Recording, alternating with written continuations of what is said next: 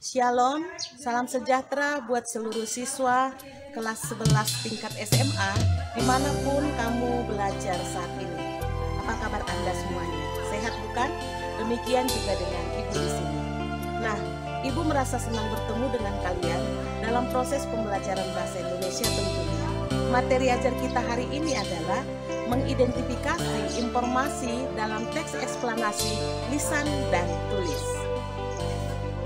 Nah, kembali Ibu ulangi, judul dari materi ajar kita ini adalah mengidentifikasi informasi dalam teks eksplanasi lisan dan tulis. Selanjutnya, bila kita hendak mengidentifikasi informasi dalam teks eksplanasi lisan dan tulis, maka tentu saja kompetensi yang harus kita lakukan adalah yang pertama, memahami informasi berupa pengetahuan dan urutan kejadian dari yang didengar atau yang dibaca. Kemudian menemukan makna tersirat dalam teks eksplanasi secara lisan dan tulis. Dan kompetensi yang dua inilah yang akan kita lakukan hari ini, kegiatan yang akan kita lakukan. Yang pertama, kita harus mampu memahami informasi, kemudian kita harus mampu menemukan makna tersirat dalam teks eksplanasi secara lisan dan tulis. Dan tentu saja apabila kita memahami informasi berupa pengetahuan dan urutan kejadian dari yang didengar atau yang dibaca, terlebih dahulu kita harus tahu pengertian, ciri-ciri, struktur dari teks eksplanasi. Nah, pengertian teks eksplanasi adalah teks yang berisi penjelasan tentang proses terjadinya peristiwa atau fenomena alam, sosial, budaya, atau yang lainnya. Sementara ciri-ciri teks eksplanasi adalah teks terdiri atas pernyataan umum, deretan penjelas, urutan sebab akibat dari suatu fenomena, dan interpretasi. Interpretasi artinya adalah pandangan atau simpulan. Ciri yang kedua, memuat informasi berupa berdasarkan fakta dan menjelaskan sebab akibat suatu peristiwa. Sekali lagi, fakta dan sebab akibat. Nomor 3, hal yang dibahas yaitu suatu fenomena yang bersifat keilmuan, misalnya yang berhubungan dengan ilmu pengetahuan atau sains. Yang keempat adalah teks harus bersifat informatif dan tidak berusaha untuk memengaruhi pembaca agar percaya hal yang dibahas. Tentu timbul dalam benak pikiran kamu, bagaimana sih caranya memahami informasi berupa pengetahuan dan urutan kejadian dari yang didengar atau yang dibaca? Nah, jawabannya adalah apabila kita ingin memahami sebuah informasi berupa pengetahuan dan urutan kejadian dari yang didengar atau yang dibaca, maka kita harus membaca teks dengan seksama atau menyimak dengan saksama. Ya, kalau kita mau memahami informasi, maka kita harus membaca dengan saksama atau menyimak dengan saksama. Nah, ketika kita membaca atau menyimak dengan saksama, maka kita harus memahami makna setiap kalimat yang ada dalam teks. Ya, kemudian menentukan mana kalimat utamanya, kalimat utama pada setiap paragraf. Kemudian kita harus menemukan gagasan utama atau ide pokok. Kemudian kita menandai kata-kata kuncinya. Lalu kita merumuskan inti kalimat utama. Begitulah caranya agar kita bisa memahami informasi berupa pengetahuan dari urutan kejadian dari yang didengar atau yang dibaca. Sebagai tambahan, tadi kan disebutkan teks eksplanasi itu sangat erat kaitannya dengan pemahaman terhadap sebuah bacaan yang terdiri dari kalimat-kalimatnya. Nah, pada umumnya nanti paragraf-paragraf dalam teks eksplanasi bersifat deduktif. Deduktif itu kan artinya gagasan utama atau kalimat utama itu terletak di awal paragraf. Ya, namun tidak tertutup kemungkinan ada pula paragraf yang bersifat induktif atau yang gagasan utamanya terletak di akhir paragraf maupun campuran. Campuran itu adalah gagasan utama berada di awal ataupun di akhir paragraf. Berikutnya kita perhatikan struktur teks eksplanasi. Struktur teks eksplanasi terdiri dari 3, yaitu identifikasi fenomena, kemudian penggambaran rangkaian kejadian, kemudian ulasan atau review. Identifikasi fenomena itu maksudnya mengidentifikasi sesuatu yang akan diterangkan. Jadi mengenali sesuatu yang dibahas atau yang diterangkan dalam teks eksplanasi tersebut. Kemudian apakah maksudnya penggambaran rangkaian kejadian itu? Itu artinya kita harus mampu merinci proses kejadian yang relevan dengan fenomena yang diterangkan sebagai pertanyaan atas bagaimana atau mengapa. Jadi nanti eksplanasi itu adalah jawaban pertanyaan dari bagaimana atau mengapa. Nah, rincian yang berpola atas pertanyaan bagaimana akan melahirkan uraian yang tersusun secara kronologis ataupun gradual. Dalam hal ini, fase-fase kejadiannya disusun berdasarkan urutan waktu, ya. Nah, kemudian rincian yang berpola atas pertanyaan mengapa akan melahirkan uraian yang tersusun secara kausalitas. Ya, kausalitas itu sebab akibat. Dalam hal ini fase-fase kejadiannya disusun berdasarkan hubungan sebab akibat, ya. Itu yang akan menjadi inti dari pemberitaan sebuah eksplanasi. Apabila bisa ditanya dengan kata bagaimana yang akan melahirkan urutan-urutan atau peristiwa yang kronologis atau gradual, kemudian disusun itu berdasarkan urutan waktu, ya, urutan waktu. Kemudian apabila kita mempertanyakan dengan kata bagaimana, maka yang terjadi jawabannya adalah sebab akibat. Artinya teks eksplanasi itu akan berurutan secara kronologis dan juga akan memuat kalimat-kalimat sebab akibat. Nah, berikutnya ulasan. Apa sih pengertian ulasan tadi? Ulasan itu komentar atau penilaian tentang konsekuensi atas kejadian yang dipaparkan sebelumnya. Jadi nanti di situ ada opini tentang urutan-urutan kejadian ataupun sebab akibat kejadian. Kemudian komentar itu bisa berupa respon penilaian tentang konsekuensi, ya, akibat terjadinya sebab akibat. Kemudian akibat sebuah peristiwa itulah yang menjadi ulasan, ya, orang yang menuliskan teks eksplanasi tersebut. Nah, sekarang mari kita coba analisis, ya, kita analisis teks eksplanasi yang sederhana yang ada di video kamu itu berdasarkan ciri-cirinya atau strukturnya, ya. Coba kita lihat, Ibu membacakannya untuk kamu. Lansia rentan mengalami sakit lebih parah bila terkena COVID-19. Seperti yang kita tahu, penularan COVID-19 tidak mengenal batasan usia. Siapa saja bisa terinfeksi. Namun, orang tua lanjut usia atau lansia lebih rentan untuk menderita sakit parah, terutama orang-orang dengan kondisi medis yang sudah ada sebelumnya seperti asma, diabetes, penyakit jantung, atau tekanan darah tinggi. Lansia menjadi kelompok rentan sebab menurunnya sistem kekebalan tubuh seiring usia. Sejalan dengan pertambahan usia, tubuh akan mengalami berbagai penurunan akibat proses penuaan. Hampir semua fungsi organ dan gerak menurun, diikuti dengan menurunnya imunitas sebagai pelindung tubuh yang tidak bekerja sekuat ketika masih muda. Inilah sebabnya mengapa orang lansia rentan terserang berbagai penyakit termasuk COVID-19.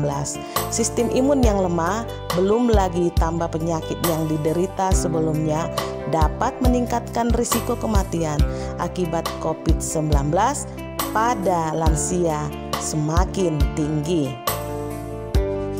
Pada penggambaran struktur tadi, kita mengetahui ada 3 struktur teks eksplanasi. Yang pertama adalah identifikasi, kemudian rangkaian kejadian, kemudian adalah ulasan atau review. Mari kita lihat di analisanya, ya, atau kita analisa di contohnya tadi. Nah, di sana kalimat pertama itu tentu saja sudah merupakan identifikasi sesuatu yang akan diterangkan. Memangnya apa sih yang akan diterangkan? Yang akan diterangkan itu adalah lansia rentan mengalami sakit lebih parah bila terkena COVID-19. Nah, kemudian mari kita perhatikan ada di situ yang kuning Ibu buat kalimatnya itu ya. Tadi kan ciri-ciri eksplanasi itu yang mendasar, di eksplanasi itu ada urutan-urutan kronologis, kemudian itu bila ditanyakan dengan kata tanya bagaimana. Kemudian juga di situ ada sebab akibat bila ditanyakan dengan pertanyaan mengapa. Jadi artinya ada urutan-urutan peristiwa, kemudian ada sebab akibat di dalam sebuah teks eksplanasi. Mari kita lihat. Nah, di garis yang kalimat yang kuning itu Ibu tulis itu ya, seperti yang kita tahu penularan COVID-19 tidak mengenal batasan usia, siapa saja bisa terinfeksi. Namun orang tua lanjut usia lebih rentan untuk menderita sakit parah, terutama orang-orang dengan kondisi medis yang sudah ada sebelumnya seperti asma, diabetes, penyakit jantung, atau tekanan darah tinggi. Nah, ini adalah bagian dari ciri yang kedua, yaitu penggambaran rangkaian kejadian. Artinya merinci proses kejadian yang relevan dengan yang diterangkan. Apa tadi yang diterangkan? Tentang lansia yang rentan mengalami sakit yang lebih parah bila terkena COVID-19. Nah, kemudian mari kita lidiki yang manakah yang menjadi sebab akibat dalam contoh tersebut. Nah, kita lihat ya. Sejalan dengan pertambahan usia, tubuh akan mengalami berbagai penurunan akibat proses penuaan. Ini ada sebab akibat ya. Kemudian hampir semua fungsi organ dan gerak menurun. Ya, fungsi organ dan gerak menurun itu akibat dari proses penuaan tadi. Nah, inilah yang menjadi sebab akibat yang terjadi di contoh yang sangat sederhana ini. Kemudian ada komentarkah atau ada opinikah di dalam teks eksplanasi ini yang berupa ulasan atau review? Coba kita perhatikan yang paling bawah ya, itu sudah Ibu buat garis kuningnya ya. Sistem imun yang lemah, belum lagi ditambah penyakit yang diderita sebelumnya, dapat meningkatkan resiko kematian akibat COVID-19 pada lansia semakin tinggi. Nah, pemakaian kata atau frase semakin tinggi ini jelas-jelas ini menunjukkan bahwa itu adalah sebuah opini ya, sebuah opini atau pendapat atau review pembuat contoh itu sendiri ya, itu contohnya. Nah, jadi jelas ini adalah sebuah teks eksplanasi karena teks ini menceritakan sebuah fenomena, kemudian dia bisa ditanyakan dengan kata bagaimana dan mengapa, kemudian dia juga ada sebab akibat dibuat di sana ya, ada sebab akibat, kemudian juga ada reviewnya. Selanjutnya, kompetensi yang kedua yang akan kita selesaikan adalah menemukan makna tersirat dalam teks eksplanasi secara lisan dan tulis. Nah, tersirat artinya informasi yang tersembunyi atau informasi yang tidak tertulis pada sebuah bacaan. Kondisi sesuai dengan arti makna implisit, yaitu terkandung di dalamnya atau secara tidak langsung. Untuk mendapatkan informasi ini, pembaca perlu pemahaman lebih melalui kesimpulan yang dibuat sendiri. Sehingga untuk mendapatkan informasi tersirat dari suatu bacaan, diperlukan kemampuan memahami bacaan dengan benar. Hampir mirip juga itu tadi dengan ketika kita memahami informasi ya, dengan menemukan makna tersirat. Nah, tersirat itu kita perhatikan dulu mana gagasan utamanya, kemudian apa-apa saja fakta di dalam contoh teks eksplanasi tersebut. Maka kalau kita sudah mengetahui itu gagasan utama dengan faktanya, maka kita bisa memahami informasi secara tersirat. Selanjutnya, marilah kita analisis kompetensi yang kedua, yaitu memahami makna tersirat ya, atau menemukan makna tersirat dalam sebuah teks eksplanasi. Di video yang kamu lihat ada sebuah teks eksplanasi yang Ibu buatkan. Mari Ibu bacakan untuk kamu. Nasib pedagang kaki lima selama pandemi. COVID-19 menyebabkan kerugian pada berbagai sektor, mulai dari wisata, transportasi, perekonomian negara, sampai pedagang kaki lima. Semenjak aturan karantina atau pembatasan sosial berskala besar atau PSBB, semua warga dianjurkan untuk membatasi intensitas keluar rumah. Oleh sebab warga jarang keluar rumah, Pedagang kaki lima sepi pelanggan. Bahkan beberapa dari mereka tidak dapat berjualan karena dilarang oleh pemerintah setempat. Sementara pedagang kaki lima yang masih boleh berjualan di berbagai daerah menanggung risiko besar ketika membuka lapaknya. Pedagang kaki lima berbeda dengan warung atau rumah makan yang memiliki bangunan khusus untuk berjualan. Mereka harus berkeliling atau menetap di sudut-sudut ramainya kota. Pandemi menyebabkan penghasilan mereka berkurang secara drastis. Nah, tadi pada penjelasan Ibu, apabila kita ingin mengetahui makna yang tersirat itu artinya tidak tertulis dalam teks tersebut, maka kita harus mengetahui gagasan utama dan faktanya. Nah, kalau kamu perhatikan contoh ini, contoh eksplanasi ini, di sini sudah ada identifikasi fenomenanya, yaitu COVID-19 menyebabkan kerugian pada berbagai sektor. Ini juga fenomena sosial ya. Kemudian di situ juga ada sebab akibat. Ya, sebab akibat. Mana itu sebab akibat? Misalnya oleh sebab warga jarang keluar rumah, pedagang kaki lima sepi pelanggan. Nah, dalam teks ini juga terdapat review ya, atau ulasan atau opini. Kamu boleh perhatikan kalimat terakhir. Pandemi menyebabkan penghasilan mereka berkurang secara drastis. Itu kan sebuah opini atau komentar atau ulasan dari pembuat teks ini sendiri. Nah, sekarang tadi katanya tersirat itu berarti harus paham dulu gagasan utama, paham dengan fakta-fakta yang terdapat di dalam cerita teks eksplanasi tersebut. Bukan mentang-mentang dikatakan tersirat berarti kita mengabaikan apa yang tersurat. Tidak, kita melihat yang tersirat ya harus dengan fakta-fakta yang ada pada yang tersurat. Tersurat itu artinya tertulis ya, yang tertulis.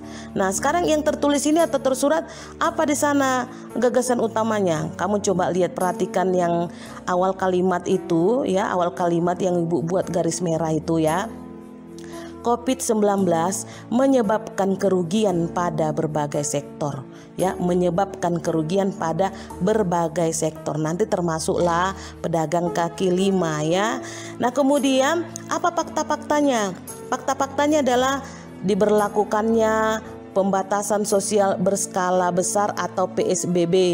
Ya, kalau sekarang istilah kerennya itu PPKM katanya. Kemudian apalagi faktanya? Warga dianjurkan untuk membatasi intensitas keluar rumah. Kemudian apalagi faktanya? Tidak dapat berjualan karena dilarang oleh pemerintah setempat. Ya, apalagi fakta yang lain? Fakta yang lain bahwa pedagang kaki lima harus berkeliling untuk berjualan, menetap di sudut-sudut ramainya kota, berbeda dengan yang ada warungnya atau rumah makannya. Itu adalah fakta. Nah, berdasarkan fakta yang tersurat atau tertulis dan berdasarkan gagasan utama tadi, kita sudah boleh atau sudah dapat menarik sebuah informasi tersirat ya, yang tidak tertulis dari bacaan eksplanasi ini. Ya, boleh kamu membuatnya dengan beragam pernyataan, boleh ya, boleh ya. Nah, salah satunya misalnya begini, setelah kita melihat faktanya, setelah melihat gagasan utama, dan setelah melihat apa yang tersurat atau tertulis di eksplanasi ini, maka kita bisa memahami informasi tersirat. Misalnya betapa mirisnya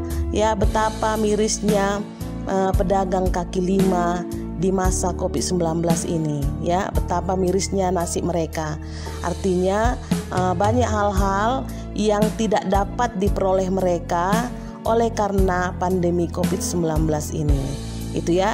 Dari situ bisa kita melihat atau memaknai sebuah eksplanasi itu berdasarkan hal-hal yang sudah tertulis atau tersurat. Itu contoh kecil yang Ibu buatkan. Nah, kamu pun mungkin bisa memberikan satu informasi atau pesan, atau menerima satu informasi atau pesan dari bacaan ini. Setelah kamu membacanya, maka kamu mengetahui informasi tersirat apakah yang bisa kamu katakan ketika kamu menyimak tadi teks eksplanasi dengan judul Nasib Pedagang Kaki Lima Selama Pandemi. Nah, kira-kira begitulah analisa dari memahami atau menemukan makna tersirat dalam sebuah teks eksplanasi baik secara lisan dan tulis ya. Itulah pembelajaran kita hari ini.